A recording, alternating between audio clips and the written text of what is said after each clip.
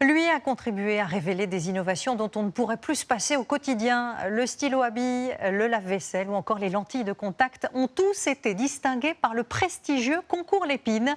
Le lauréat de cette année sera connu tout à l'heure après ce journal, mais notre équipe s'est déjà fait son propre palmarès. Un top 5 signé Élise Kousmac, Romain Reverdy et Cléa Dubray. En se baladant au concours Lépine, vous nous avez donné une idée de jeu. Chaque année, on essaie de trouver ce qui va être primé. Donc voilà, on fait un petit jeu entre nous. Alors nous aussi, nous avons fait notre classement. D'abord le prix de l'invention insolite, décerné à Benoît et sa voiture gonflable. On a fait un véhicule qui fait 80 kilos. Un véhicule électrique au prix de 3 000 €, pouvant rouler jusqu'à 60 km/h, mais pour l'instant, pas encore sur le marché. Là, je suis en train de gonfler ma carrosserie de voiture. Casquet, c'est la première voiture gonflable au monde et c'est la première voiture qui loge dans son sac, sauf les roues. Gonflée en à peine 10 minutes, elle peut rouler en ville ou même sur une piste cyclable, mais attention quand même aux bourrasques.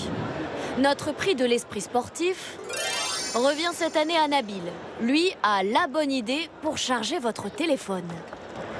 C'est un sac de boxe qui génère de l'énergie électrique et ça fonctionne grâce au coup de poing. Et spécialement, c'est fait pour les sportifs.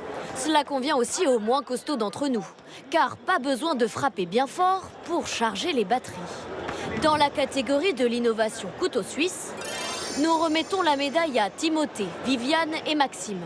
C'est à la fois un bijou et un support de téléphone. C'est très pratique pour regarder des vidéos dans le train, par exemple. Et l'avantage, c'est quand j'ai terminé, je le remets à mon poignet.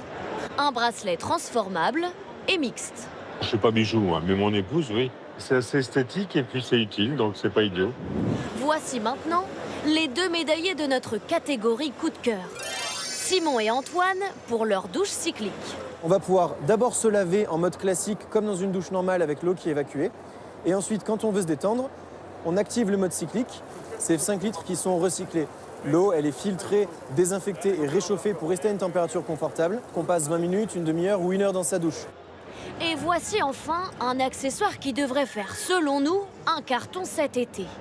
Pour lutter contre la malédiction de la glace qui fond au soleil, cette coupelle permet de récupérer la glace qui coule sans avoir les doigts collants.